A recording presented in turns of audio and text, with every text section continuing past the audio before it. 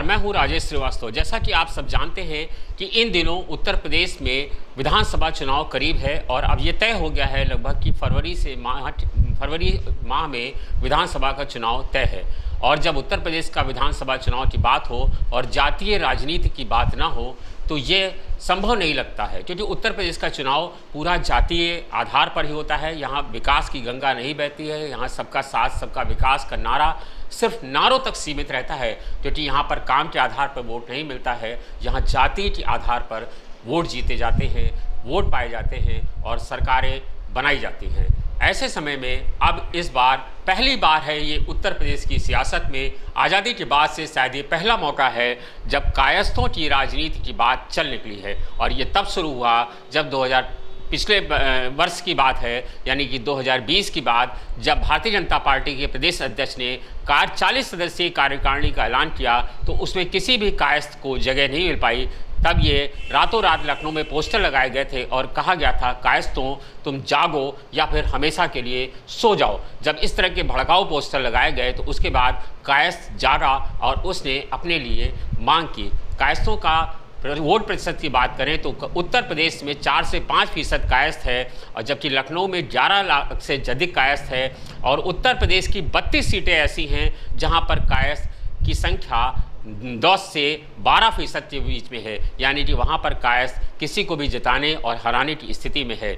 लेकिन उसके बावजूद उत्तर प्रदेश में कायस्थ हाशिए पर है। उसे उत्तर प्रदेश की बात क्यों करें, पूरे देश में कायस्थ हाशिए पर है। आज मंत्रिमंडल में एक भी कायस्थ नहीं है, राज्यसभा में भी एक कायस्थ नहीं है, सदन में भी एक कायस्थ नहीं है। उत्तर प्रदेश में इकलौते कैबिनेट मंत्री सिद्धार्थ नाथ सिंह हैं। हालांकि वो भी ये नहीं मानते हैं कि वो कायस्थों की वजह से राजनीति में आए हुए हैं, वो कायस्थों की वजह से मंत्री नहीं बने, ये भी वो स्वीकार नहीं करते हैं। और भारतीय जनता पार्टी में इकलौते प्रवक्ता हरीश चंद्र श्रीवास्तव हैं, जो पहले मीडिया प्रभारी थे, उन्हें भी प्रवक्ता पद से पर ला करके संतुष्ट करने की सिर्फ कोशिश भर की गई है, नाम भर के लिए उन्हें रखा गया है, जबकि वह भी लंबे समय से सियासत में कर रहे हैं।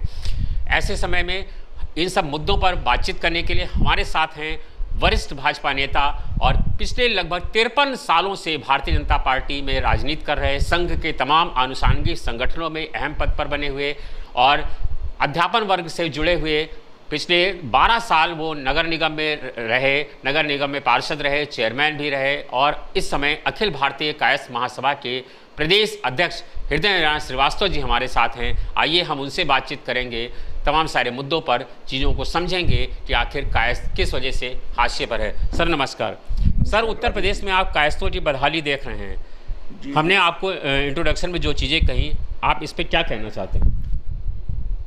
आपने जो भी कहा वो सही कहा, और वास्तव में कायस्थों की जो रुचि शुरू में जो आज़ादी के पहले जो थी, वो आप जानते हैं कि बड़े बड़े समाज के लोग, चाहे वो जयप्रकाश जी रहे हों, चाहे वो लाल बहादुर शास्त्री रहे हों, चाहे राजेंद्र प्रसाद रहे हों, चाहे संपूर्णानंद जी रहे हों, सभी लोगों ने एक तरीके से कायस्थों की राजनीति न करके देश की राजनीति की, समाज के लिए राजनीति की और उनका एक आदर्श प्रस्तुत किया। आज तक उन नेताओं का अनुसरण करने वाला कोई भी न कांग्रेस में था न वर्तमान में है।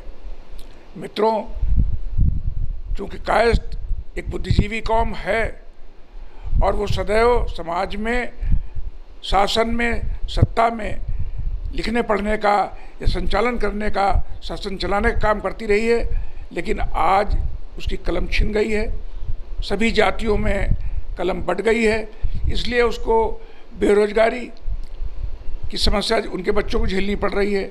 आज उनके सामने कोई भी विकल्प नहीं है, तो राजनीति भी आज एक व्यवसाय सा बन गई है। इसलिए आज नवयुवक, पूरे प्रदेश का नवयुवक नहीं, पूरे देश का नवयुवक चाहता है कि हम राजनीति में आएँ। इसलिए आज आंदोलित है कायस्थ और वो चाहता है कि 2022 के चुनाव में उसको पूरी भागीदारी मिले और जिस पार्टी से उसको ज़्यादा समर्थन मिलेगा, जो लोग उसका सम्मान करेंगे, वो उसको वोट देगी। कोई पिछलग्गू एक दूसरे का नहीं रहेगा। सर, उत्तर प्रदेश में जिस तरह की आप देख रहे हैं, चाहे ब्राह्मण हो, चाहे क्षत्रिय हो, चाहे अनुसूचित जाति हो, दलित हो, हर वर्ग की अपनी बात होती है, हर वर्ग आंदोलित होता है। कभी वो सोशल इंजीनियरिंग के नाम पे ब्राह्मण खांचे में फिट हो जाता है, कभी सोशल इंजीनियरिंग के नाम पे दलित फिट हो जाता है। आप देख रहे हैं इस बार के चुनाव में, चाहे भारतीय जनता पार्टी हो, चाहे आप हो, चाहे कांग्रेस हो, सभी ब्राह्मण खेल रहे हैं। एक खुशी दुबे को, विकास दुबे को महापुरुष बताया जा रहा है, जो है दुर्दांत अपराधी था, जिसने 8 पुलिसकर्मियों को मार दिया। उसके नाम पर, उसके बाद से ही ब्राह्मण राजनीति शुरू हो गई और ब्राह्मणों को लेकर के सब लोग ब्राह्मण खेल रहे हैं। सबको मानना है कि ब्राह्मण जिसके साथ जाएगा उसके साथ सरकार बन जाएगी। तो क्या कायस्थ इस स्थिति में नहीं है? क्योंकि उत्तर प्रदेश की 32 सीटें ऐसी जहाँ 10% से ज़्यादा कायस्थ है। उत्तर प्रदेश में अगर पूरी बात करें ऑन एवरेज तो कम से कम 5% कायस्थ है। लखनऊ में ज़्यादा सीटें हैं। लखनऊ में एक बार बसपा ने सारे प्रत्याशियों को उतारा था कायस्थ, उसके बावजूद कायस्थों को जो है उन सही वोट नहीं मिल पाए, कायस्थ उनके साथ नहीं गया। तो इसके पीछे आप कायस्थों को जो हाशिए पर लाया जा रहा है, या कहें कि कायस्थों को पीछे करने की साजिश रची जा रही है, इस पर आपका क्या मानना है? कायस्थ, मैंने पहले बताया कि एक राष्ट्रवादी विचारधारा का संगठन है। वैसे तो कायस्थ 4 वर्णों में नहीं आता। हमारी तो एक कार्य संस्कृति है कायस्थों की, उसमें हम फिट हैं। लेकिन आज हमारी रोजी रोटी पर आघात हुआ है पिछले 30 वर्षों से। नतीजा ये है कि कायस्थों के बच्चे बेकार हो रहे हैं। वो IAS, IFS, IRS, PCS आज तमाम सारी जगहों पर, जजों में वो पहले 80% तक रहते थे, आज उनकी स्थिति बहुत कम हो गई है। वो कम आ रहे हैं, चाहे आरक्षण की वजह से हो, चाहे जातिगत राजनीति की वजह से हो। लेकिन उन्होंने अपना शॉर्टकट अपना लिया। वो BTech करके, MTech करके, MBA करके, अन्य तमाम सारी चीज़ें पढ़ करके वो उच्च शिक्षा प्राप्त करके इन वर्गों में, इन नौकरी पेशा के लोगों में न जा करके सीधे वो टेक्निकल साइड में चले गए। और आज पूरी हिंदुस्तान ही नहीं, पूरी दुनिया कायस्थों के बच्चों से, चाहे अमेरिका हो, चाहे कनाडा हो, चाहे इंग्लैंड हो, चाहे ऑस्ट्रेलिया हो, चाहे जापान हो, आज लाखों कायस्थ बच्चे BTech MTech करने के बाद आज लोग अच्छी अच्छी जगहों पर हैं और देशों को समृद्ध पहुंचा रहे हैं, उनको समृद्ध कर रहे हैं। मैं चाहता हूं अब वो, लेकिन वो भी चीज़ कम हो रही है। इसलिए कायस्थों के बच्चे भी अब राजनीति में आना चाहते हैं, क्योंकि ये एक राजनीतिक धंधा, एक व्यवसाय सा बन गया है हमारे यहाँ। मैं आज 53 साल से भारतीय जनता पार्टी का एक छोटा सा कार्यकर्ता से लेके विभिन्न बड़े पदों पर भी रहा। RSS के तमाम संगठन, अनुसांगिक संगठन हो, चाहे वो विद्यार्थी परिषद रहा हो, चाहे भारतीय युवा संघ रहा हो, चाहे वो भारतीय शिक्षण मंडल रहा हो, प्रांत स्तर की हमारे पास राजनीति मैंने की। लेकिन आज स्थिति बहुत ख़राब हो रही। आज तो भारतीय जनता पार्टी, मैंने बताया जैसे कि आपसे, कि पंडित दीनदयाल जी के वसूलों पर चल रही है। उनका वसूल था, उनका सिद्धांत था कि नवोदय, समाज के सबसे नीचे से नीचे आदमी को हम ऊपर उठाएं। आज मोदी और योगी जी दोनों आदमी इस बात पे लगे हैं कि हम नीचे से उठाएं। इसी कारण उन्होंने इतने महत्वपूर्ण पद, देश के सबसे बड़े पद पर एक दलित को, अति पिछड़े जात को राष्ट्रपति बनाया। तमाम सारे हमारी गवर्नर, राज्यपाल पिछड़े और दलित हैं। मित्रों, आज मैं अभी माननीय मुख्यमंत्री योगी जी से मिला था। मैंने उनसे कहा, कायस्थों के विषय में हमारी बात हुई। हमने कहा, विंद, आप खटीक, आप माझी, आप उसका कहते हैं उसका तमाम सारे नाई और कहार, इनकी छोटी छोटी जातियाँ जिनका कोई महत्व नहीं है, जिनका कोई अस्तित्व नहीं है, ना उनके पास जन है, ना उनके पास धन है, ना उनके पास बल है, उसके बाद भी हम उनको जोड़ने की कोशिश कर रहे हैं। और जो आपके साथ सदैव लगे रहे हैं, ऐसे लोगों को आपने सवर्णों को दरकिनार करना शुरू कर दिया। उसमें कायस्थ भी है, उसमें ब्राह्मण भी हैं, उसमें क्षत्रिय भी हैं और वैश्य भी हैं, लेकिन उसमें सबसे ज़्यादा प्रताड़ित हुआ है कायस्थ। इसलिए उन्होंने कहा, नहीं, हिंदू की बात करें। हमने कहा हिंदू की कैसे बात करें, आप हिंदू की बात कर सकते हैं, एक संत हैं इसलिए आप हिंदू की बात कर सकते हैं, लेकिन पार्टी में लोग संत नहीं हैं, वहाँ पर तो जातियों का समीकरण हो रहा है। और जब हमारे यहाँ मैंने कहा कि कई लोग ऐसे थे जिनको राज्य सभा में हटाया गया, कई लोग ऐसे हैं जिनको मंत्री से हटा दिया गया। क्या उनकी योग्यता में कमी थी? किसी भी योग्य व्यक्ति से वो कम नहीं थे। आज यूपी में एक भी एमएलसी नहीं बनाया गया। क्या हरीश जी को नहीं बनाया जा सकता था, जो प्रवक्ता आज वर्षों से लगे हुए हैं? क्या ओपी श्रीवास्तव को नहीं बनाया जा सकता था? क्या महेश जी को नहीं बनाया जा सकता था? लेकिन नहीं बनाया गया। केवल एक बाहर से आए हुए ब्राह्मण को बना दिया गया, जिसका योगदान पार्टी में शून्य के बराबर था। बाकी किसी सवर्ण जाति को नहीं लिया गया। क्यों?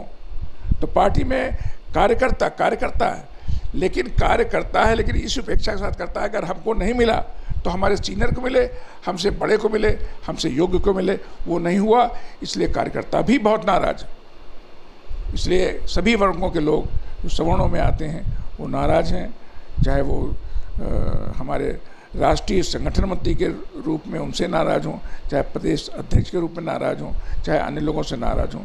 ये पार्टी के हित में नहीं है। सर, पिछले दिनों आपने देखा कि जैसा आपने बताया कि पिछले दिनों बसपा ने सारे लखनऊ में कायस्थ प्रत्याशियों को उतारा था, उसके बावजूद सभी की जमानतें जब्त हो गई। कायस्थ जो है आज भी, आप 89 के पहले का दौर याद करिए तो कायस्थ जो है कांग्रेस की थाती हुआ करता था, और कांग्रेस ने मान लिया था कि कायस्थ उसके साथ ही जाएगा। उसके बाद से कांग्रेस पीछे हटती गई, संगठन के चलते कमज़ोर होती गई, और उसके बाद से कायस्थ जो है लगातार भारतीय जनता पार्टी के साथ जुड़ा हुआ है। इसके चलते कहा जाता है कि अगर कोई किसी का जो है पिछलग्गू बन जाए तो उसकी ताकत को लोग नकार देते हैं, क्योंकि वो मानते हैं कि वो तो हमारी पॉकेट में है, ना उसको कोई तवज्जो मिलता है, ना उसको कोई स्थान मिलता है। इसी तरह से भारतीय जनता पार्टी ने मान लिया। हमने उनके तमाम लोगों से बात किया तो वो कहते हैं कि कायस्थ भाजपा के साथ नहीं जाएगा तो किसके साथ जाएगा, यानी कि उन्होंने माना है कि हम कायस्थ को सम्मान दें या ना दें। इसी के चलते आपने देखा पिछले दिनों मोदी मंत्रिमंडल का विस्तार हुआ तो इकलौते मंत्री रविशंकर प्रसाद थे, उन्हें भी हटा दिया गया, जबकि कानून मंत्री के रूप में बहुत लोकप्रिय थे, उनके सम्मान होता था, पूरा देश उनकी नीतियों का लोहा मानता था। आर.के. सिन्हा किनारे कर दिए गए, यशवंत सिन्हा चले गए। आज की डेट में कोई ऐसा नहीं कायस्थ नेता है जिसको आप जो है जिस पर इतरा सकें या कह सकें कि हमारे समाज का सम्मान हुआ है। आप इसकी लड़ाई लड़ रहे हैं, पिछले 53 सालों से आप बता रहे हैं कायस्थों की लड़ाई लड़ रहे हैं, 36 सालों से आप अखिल भारतीय कायस्थ महासभा से जुड़े हुए हैं और बहुत अहम पद पर हैं, इस समय आप प्रदेश अध्यक्ष हैं। तो आप क्या मानते हैं कि कायस्थ भारतीय जनता पार्टी का पिछलग्गू है, या फिर कायस्थ 2022 में देखेगा कि कायस्थों का सम्मान कायस्थ प्रत्याशियों के साथ क्यों नहीं जाना चाहता है? और अगर प्रत्याशियों के साथ नहीं जाएगा, पार्टी के साथ जाएगा, तो किस पार्टी के साथ जाएगा? क्योंकि कायस्थों की अगर यही स्थिति रही तो कायस्थ धीरे धीरे जिस हाशिए पर आ गया है, आज कायस्थों का सम्मान किसी पार्टी में नहीं है, क्योंकि वो कहते हैं कि वो किसी सोशल इंजीनियरिंग में फिट नहीं होता है, वो दलितों के साथ नहीं जुड़ता है, वो मुसलमानों के साथ नहीं जुड़ता है। इसीलिए कोई भी पार्टी कायस्थों को चिमटी से भी छूना नहीं चाहती है। ऐसा नहीं है कि कायस्थ पिछलग्गू है, कांग्रेस का पिछलग्गू था या भारतीय जनता पार्टी पिछलग्गू है। राजेश जी, कायस्थ राष्ट्रवादी है। कांग्रेस ने आज़ादी की लड़ाई लड़ी, जीती, इसलिए पूरा समाज कायस्थों का कांग्रेस के साथ हो गया। लेकिन जब कांग्रेस में एक परिवार के लोग ही पूरे मुखिया बन गए, किसी दूसरे की कोई मतलब नहीं रहा, चाहे वो नेहरू जी रहे हों, इंदिरा गांधी रहे हों, राजीव गांधी रहे हों, सोनिया गांधी रहे हों, राहुल गांधी रहे हों, प्रियंका रही हों। लेकिन सर कांग्रेस के साथ बहुत सारे कायस्थों को प्रमुख स्थान पर मिला।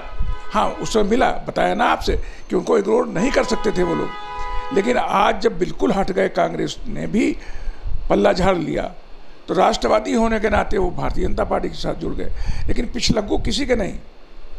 मैं अटल जी को सन 1974 से जानता हूँ। मैं लखनऊ में जब उन्होंने जेपी आंदोलन में यहाँ पर गिरफ्तारी दी थी तो मैं उसमें नगर अध्यक्ष था। तब मैंने उनका साथ दे करके, हम लोग नैनी जेल में बंद हुए थे, उनके साथ हमें काफ़ी समय बिताया और उनके विचारों को मैं बहुत सम्मान देता हूँ, इज्जत करता हूँ। लेकिन वो भी कायस्थों की बड़ी इज्जत करते थे। वो हमेशा कहते थे कि गोपाल दास नीरज और मैं दोनों डीएवी कॉलेज में एक ही हॉस्टल में रहते थे और दोनों कविता करते थे। तो हमारे कायस्थों से बहुत निकट संबंध है, हमारे बड़े मित्र हैं सब लोग। यशवंत सिन्हा को मैंने IAS छुड़वा करके विदेश मंत्री बनाया उनकी योग्यता के आधार पर। आज वही यशवंत सिन्हा दूसरी पार्टी में चले गए, इसलिए कि उनका उपेक्षा हुई जी, उनकी उपेक्षा हुई। उनके लड़के को राज्य मंत्री था, उसको भी हटा दिया गया जी। तो कायस्थों को जब आप उनके साथ दुर्व्यवहार करेंगे तो स्वाभिमानी जाति है ये आपके साथ नहीं रहेगी। और आपसे बता दें कि अखिल भारतीय कायस्थ महासभा का युवा अध्यक्ष प्रदेश का आशुतोष सिन्हा, जो पिछले 5 साल से चाह रहा था मैं चुनाव लड़ूं, और वो कई बार मुझसे उसने कहा कि सर मैं चुनाव लड़ना चाहता हूं विधान परिषद का। हमने कहा लड़ो भैया, इसमें दो राय नहीं, तो लेकिन मेहनत करनी पड़ेगी। वहाँ ऐसे नहीं चुनाव होता कि बैलेट से दिया है, उसमें आपको मेहनत करनी पड़ेगी। उसने मेहनत की और बीजेपी से टिकट मांगा, बीजेपी ने टिकट नहीं दिया, उसने सपा से टिकट लिया और आज वो मोदी के क्षेत्र में बनारस से लेकर के बलिया तक उसको कायस्थों ने वोट दिया और वो जीत गया। जबकि वहाँ पर हमारे मुख्यमंत्री जी, हमारे आशुतोष टंडन जी, हमारे राष्ट्रीय हमारे प्रदेश के संगठन मंत्री सुनील बंसल जी, तमाम सारे मंत्री वहाँ पड़े रहे, यहाँ तक कि मोदी जी भी वहाँ गए, लेकिन वो सीट कायस्थों को के हाथ से छीन न पाए और सब कायस्थों ने जुट करके उसको जिता दिया। आज वही स्थिति, ये एक अलार्म है भारतीय जनता पार्टी के लिए, ये एक चेतावनी है उनको कि आपके हम मजदूआ मजदूर नहीं हैं। आज कायस्थ इस स्थिति में है उत्तर प्रदेश में कि वो जीत भी सकता है और लोगों को हरा भी सकता है। हम हराने की भी क्षमता रखते हैं। शहरी क्षेत्र में जितना भी है, ना आज एक हमारा मेयर है, ना आज हमारा एक MP है, ना आज हमारा एक विधान परिषद का कोई सदस्य है, ना हमारा कोई विशेष पदाधिकारी है प्रदेश में, तो ये कायस्थों के साथ उपेक्षा बर्दाश्त कायस्थ नहीं करेगा। निश्चित रूप से इसका रिवेंज लेगा, बदला लेगा आगे आने वाली चुनाव में।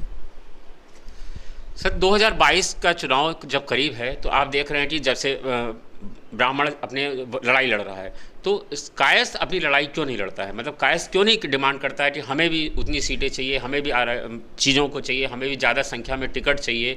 ये ऐसी डिमांड आप लोग क्यों नहीं करते हैं? ऐसा है कि कायस्थों के लिए एक तमगा लगा है कि बड़ा बुद्धिजीवी वर्ग है जी, पढ़ा लिखा वर्ग है, महिलाओं से लेकर के बुजुर्ग तक सब पढ़े हैं। कोई ऐसा नहीं महिला मिलेगी जो चौथा पांचवा पास मिले, सभी ग्रेजुएट मिलेंगी, हाई स्कूल पास मिलेंगी, इंटर पास मिलेंगी। मित्रों, यही कारण है जब ज़्यादा बुद्धिजीवी होते हैं तो आपस में वो उनमें विचारों में भिन्नता हो जाती है, तो टकराव होता है उनमें। लेकिन आज उसी टकराव की वजह से कायस्थ पीछे हुआ है, मैं मानता हूँ इस बात को। और आज निश्चित रूप से हम लोग जुट रहे हैं और कोशिश कर रहे हैं कि जो पार्टी, आज केजरीवाल का दिल्ली में काम बहुत अच्छा है, आज उसके पीछे लोग लगे हुए हैं, क्यों नहीं हटा पाए उसके वहाँ से भारतीय जनता पार्टी है कांग्रेस। इसी प्रकार से जिसका काम अच्छा होगा, जो कायस्थों को साथ देगा, कायस्थ उसी पार्टी के साथ जाएगा, ये मेरा मानना है। क्योंकि अभी अखिलेश यादव जी ने भी कहा है कि अब की बार कायस्थों को उनको लगा कि मैंने मोदी के क्षेत्र में MLC जिता लिया है, तो अब मैं निश्चित रूप से 10 सीटें कांग्रेस को 22 में दूंगा और जितवा के लाऊंगा। ये और बात, और पार्टियां भी सोच रही हैं इस बात को। सोनिया गांधी भी भेजा है प्रियंका को यूपी में, आज वो भी कायस्थों के पीछे बात कर रही हैं, लोगों से बुला बुला के बात कर रही हैं। आज उसका कहते हैं अखिलेश यादव जी बुला के बात कर रहे हैं। तो इसलिए ये बात ज़रूर है कि पिछले चुनाव में, आज से 4.5 साल पहले, चूँकि भारतीय जनता पार्टी की एक छवि राष्ट्रवादी बनी नहीं थी, इसीलिए मायावती ने 2 लखनऊ की सीटें दी राजीव श्रीवास्तव और अज्जू श्रीवास्तव को, और दोनों 30-30 हज़ार वोट पा करके हार गए, क्योंकि उनको कायस्थों ने वोट नहीं दिया उस समय। लेकिन आज ऐसा नहीं होगा, आज कायस्थों को कायस्थ वोट देगा।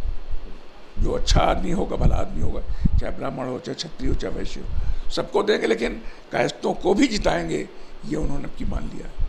अभी हमारा दिल्ली में जमशेदपुर टाटा में राष्ट्रीय अधिवेशन हुआ था, पूरे हिंदुस्तान भर से प्रदेश अध्यक्ष वहाँ गए थे, मैं भी गया था वहाँ पर। निर्णय लिया गया है कि राजनीति, हम लोगों का अखिल भारतीय कायस्थ महासभा खाली भारतीय जनता पार्टी की नहीं है। हमारे राष्ट्रीय अध्यक्ष चौधरी जितेंद्र कांग्रेस के हैं, हमारे उसका कहते हैं मैं भारतीय जनता पार्टी में हूँ। हमारा जो एमएलसी हुआ है आशुतोष सिन्हा, वो समाजवादी पार्टी से हुआ है। हमारे यहाँ शेखर कुमार हैं, वो आप पार्टी में हैं। तो हम लोग एक कायस्तों की एकजुटता की बात कर रहे हैं, ना कि किसी पार्टी की बात कर रहे हैं। जो पार्टी हमको सहयोग देगी, हमारा सम्मान करेगी, हम उसके साथ रहेंगे। सर आप चूंकि कायस्तों की सियासत कर रहे हैं, तो आप किस पार्टी को, आपने आज़ादी के बाद से आपने बता रहे हैं अटल जी के साथ आप लंबे समय तक रहे, सभी लोगों के साथ रहे, तो आपने देखा किस पार्टी को आप सबसे ज़्यादा कायस्तों के करीब मानते हैं जी? किसको आपको लगता है, आपने सभी की सियासत देखी है, भारतीय जनता पार्टी भी लंबे समय बाद सियासत में आई है, करीब 20 सालों बाद आपने उसको देखा, मुलायम सिंह को देखा, अखिलेश को देखा, मायावती को देखा, किस पार्टी को आप कायस्तों के सबसे करीब मानते हैं? समाजवादी पार्टी को। 2007 में अखिल भारतीय कायस्थ महासभा का एक बहुत बड़ा अधिवेशन हमने किया था लखनऊ के ज्योति बिरला पार्क में, और मुख्यमंत्री को मैंने बुलाया था। तो हमसे मुलायम सिंह ने कहा था कि आप हमको क्यों बुला रहे हैं, आप पढ़े लिखे लोग हैं, तो गंवार आदमी हैं। तो हमने कहा हम आपको बुला ही नहीं रहे, हम तो प्रदेश के मुख्यमंत्री को बुला रहे हैं। तो हंसने लगे थे वो, हमसे कहने लगे हमसे क्या चाहते हैं, मुझसे क्यों बुला रहे हो? हमने कहा प्रदेश के महामंत्री हैं, हर आदमी आपसे कुछ न कुछ चाहता है, मैं भी चाहता हूँ आपसे कुछ न कुछ। क्या चाहते हैं? मैंने कहा कि एक कार्यालय दे दीजिए आप हमें। उन्होंने कहा कि और? हमने कहा एक जयप्रकाश जी के नाम पर कुछ बना दीजिए। तो उन्होंने जयप्रकाश जी के नाम पर लोहिया पार्क के बगल में जेपी ट्रस्ट इतना बड़ा बना दिया, अरबों रुपया लग गए उसमें। राजेंद्र प्रसाद जी की उन्होंने मूर्ति हाईकोर्ट के सामने लगवाई। उन्होंने एनेक्सी भवन का नाम शास्त्री भवन किया। आपको पता है उसी जेपी को जांच के नाम पर रोक दिया गया है योगी सरकार ने। हाँ, रोक दिया गया। हो सकता है भ्रष्टाचार वहाँ अधिकारियों ने किया हो। एलडीए के बना रहा था, एलडीए के अधिकारी बीच में बहुत सारे भ्रष्ट आए थे जो लाखों रुपए ले लेके काम कर रहे थे। तो हो सकता है उसकी जांच में तो हो सकता है, लेकिन नीयत तो ठीक थी, उनकी नीयत ठीक थी, लेकिन अधिकारियों ने उसमें खराब किया।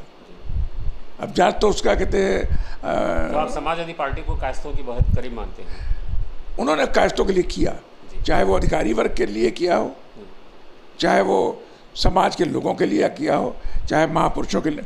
उन्होंने डंके की चोट पर ये मंच से कहा था कि संविधान का निर्माता केवल और केवल राजेंद्र प्रसाद जी हैं, लेकिन वोट की राजनीति में लोग अम्बेडकर का नाम ले रहे हैं। ये उन्होंने मंच से कहा था, और सच्चाई है ये। तो मैं तो मानता हूँ वो करीब हैं, वो ज़्यादा चाहते हैं तो लोग उनकी तरफ जाएंगे। 2022 के चुनाव की बात तो छोड़ दें सर, ये तो राजनीतिक है, सियासत है, लेकिन आप नौकरशाही की बात करें। एक वर्ग था, एक समय था जब आप आज़ादी की बात की आप देखेंगे तो आईएएस आईपीएस के संवर्ग में सबसे ज़्यादा कायस्थ सेलेक्ट होता था। करीब 62% कायस्थ ऐसा था जो आईएएस आईपीएस में यानी सिविल सेवा में आता था। आज की डेट में आप बात करें तो नौकरशाही में पीछे हो गया है। अगर उत्तर प्रदेश के 75 जिलों के आप जिलाधिकारियों और पुलिस कप्तानों पर नज़र दौड़ाएंगे तो आप पाएंगे कि सिर्फ 12 से 15 जिले ऐसे हैं जहां पर इन पदों पर रह गया है। अपर प्रमुख सचिव की बात करें तो 3 से 4 लोग ऐसे हैं जो इस पद पर हैं, यानी कि सभी प्रमुख पदों पर कायस्थों को नहीं लाया जा रहा है। तो कायस्थों की क्या योग्यता घट गई है, या फिर कायस्थों को पीछे करने की साजिश रची जा रही है? क्योंकि अगर ये प्रमुख पद पर रहेंगे तो कायस्थ समाज को ही आगे बढ़ाएंगे, लिहाजा ये पीछे होते जा रहे हैं और प्रमुख पदों से हटाकर उन्हें साइड लाइन किया जा रहा है। मित्रों, कायस्थ जो प्रशासनिक वर्ग में है, चाहे वो आईएएस के रूप में हो, चाहे पीसीएस के रूप में हो, चाहे वो पुलिस प्रशासन में हो, वो निष्पक्ष काम करता है। और आप तो पत्रकार हैं राजेश जी, आप तो जानते हैं कि किसी कायस्थ पर एक धब्बा डीएम का नहीं लगा कि जहाँ डीएम रहा हो उस पर धब्बा लगा हो, या एक आईपीएस अधिकारी पर धब्बा लगा हो कायस्थों का कि उसने भ्रष्टाचार किया हो। तो जो भ्रष्टाचार करने वाले लोग जब आगे बढ़ेंगे तभी तो पार्टियाँ फले फूलेंगी,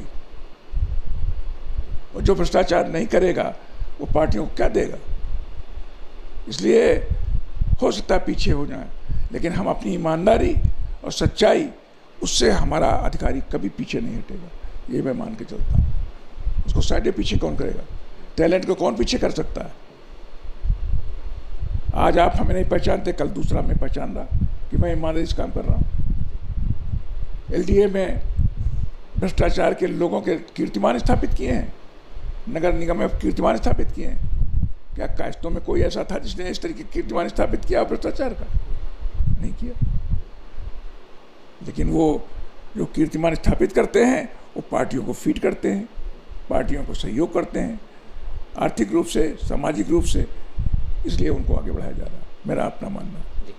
उत्तर प्रदेश में अगर किसी कायस्थ नेता को आप देखेंगे तो पाएंगे लाल बहादुर शास्त्री उत्तर प्रदेश की सियासत करके गए और उत्तर प्रदेश से ही प्रधानमंत्री के पद पर पहुंचे। लाल बहादुर शास्त्री का एक अलग ऑरा था, उनको ईमानदारी, शुचिता, सुशासन का प्रतीक माना जाता है। तमाम सारे कालजयी नारे, जय जवान जय किसान जैसे नारे भी लाल बहादुर शास्त्री जी ने दिए। उसके बाद से किसी कायस्थ संगठन, किसी कायस्थ नेता को इतना स्थान नहीं मिल पाया जो देश की राजनीति छोड़िए उत्तर प्रदेश में नहीं आ पाया। इसके पीछे आप किसको दोषी मानते हैं? इसमें हम कायस्थ को ही दोषी मानते हैं। कारण ये है कि आज चाहे मुलायम सिंह जी हों, परिवार को उन्होंने आगे बढ़ाया, चाहे कांग्रेस हो, चाहे वो जवाहरलाल जी रहे हों, अपने पूरे परिवार को बढ़ाया। आज भी उनका परिवार काबिज है उस बात पर। लेकिन कायस्थ के बड़े नेताओं ने, चाहे राजेंद्र प्रसाद जी रहे हों, चाहे जयप्रकाश जी रहे हों, जयप्रकाश जी ने गांधी जी के कहने पर अपनी पत्नी से बहन के संबंध बना लिए, बच्चे कहाँ से होते? डॉक्टर संपूर्णानंद रहे हो, जयप्रकाश जी, संपूर्णानंद, लाल बहादुर, लेकिन क्या लाल बहादुर शास्त्री ने बच्चों को आगे बढ़ाया? नहीं बढ़ाया। वो तो इतने ईमानदार थे कि अगर उनका लड़का अनिल शास्त्री एक बार उनकी गाड़ी लेके चला गया था प्रधानमंत्री की और 14 किलोमीटर घूम के आया, लौट के आने पर शास्त्री ने पूरे परिवार को अपने साथ बैठाला और कहा कि ये गाड़ी जो है सरकारी है, केवल हम सरकार के काम में उपयोग में लाते हैं, बाकी परिवार के लिए नहीं है। उन्होंने अपनी पत्नी ललिता शास्त्री से कहा कि हमारी तनख्वाह से पैसा निकाल करके जो 14 किलोमीटर गाड़ी चली है उसका बिल बुला के ड्राइवर को कहा कि ये पैसा ले जाओ और सरकार के खजाने में जमा करो। ऐसा ईमानदार आदमी कौन है आज? तो आज बच्चे भी उनके उसने उपेक्षित हुए। उनका प्रधानमंत्री के रूप में उनका लड़का लाइन में लग करके एडमिशन कराने गया, जब फॉर्म देखा बाबू ने और लिखा कि पिता के नाम पर लाल बहादुर शास्त्री के नाम लिखा, तो उसने तुरंत बुलाया, उठ के खड़ा हो गया, अंदर बुलाया, अंदर आओ, फॉर्म भरा। लेकिन उन्होंने अपनी गाड़ी से नहीं भेजा उसको, वो अपने साधन से गया था वहाँ पर।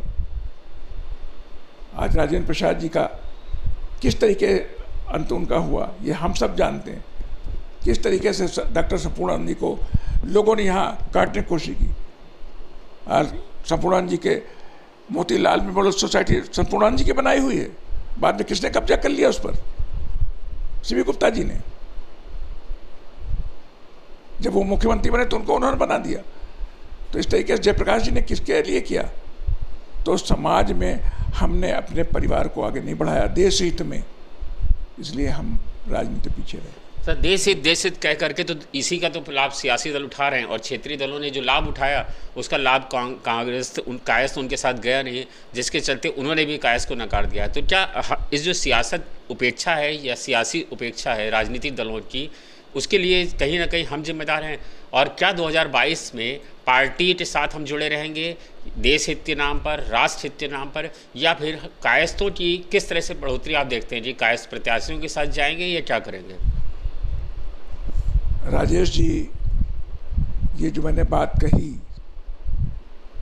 ये पुरानी है, राजेंद्र प्रसाद के ज़माने की है, जयप्रकाश के ज़माने की है, डॉक्टर संपूर्णानंद के ज़माने की है, लाल बहादुर शास्त्री के ज़माने की है। आज कायस्थ नवयुवक जागरूक हो गया है। आज वो जानता है कि मुझे कहाँ रहना है, किसके साथ रहना है, कहाँ जाना है। और मैंने अभी बताया आपका प्रमाण इसका कि इतनी बड़ी सियासत माननीय मोदी जी की, कश्मीर से लेकर के अयोध्या तक, और उनके क्षेत्र में आदमी हार गया एमएलसी का चुनाव, तो जागरूकता नहीं है ये। आज कायस्थ जागरूक हो रहा है, वो अपने हित देख रहा है। और मैंने आपसे कहा कि आज हम भी ये मानते हैं कि राजनीति जो है वो खाली राजनीति देश के लिए नहीं, अपने परिवार के भरण पोषण की भी राजनीति हो गई है। इसलिए उसके पीछे वो जाएगा, उसको काम करेगा, आगे बढ़ेगा। सर, आपने देखा कि पिछले दिनों एक कड़वा सवाल है लेकिन ये दुखद है, क्योंकि आपने देखा पिछले दिनों जो है कोई ब्राह्मण जब मारा जाता है, किसी हादसे का शिकार होता है या पुलिस जाति का शिकार हुआ या क्षत्रिय हुआ या दलित हुआ या अनुसूचित जाति का हुआ। अभी आपने देखा पिछले दिनों गोरखपुर में कानपुर का व्यवसायी था, उसकी हत्या हुई गलत तरीके से, दुखद है।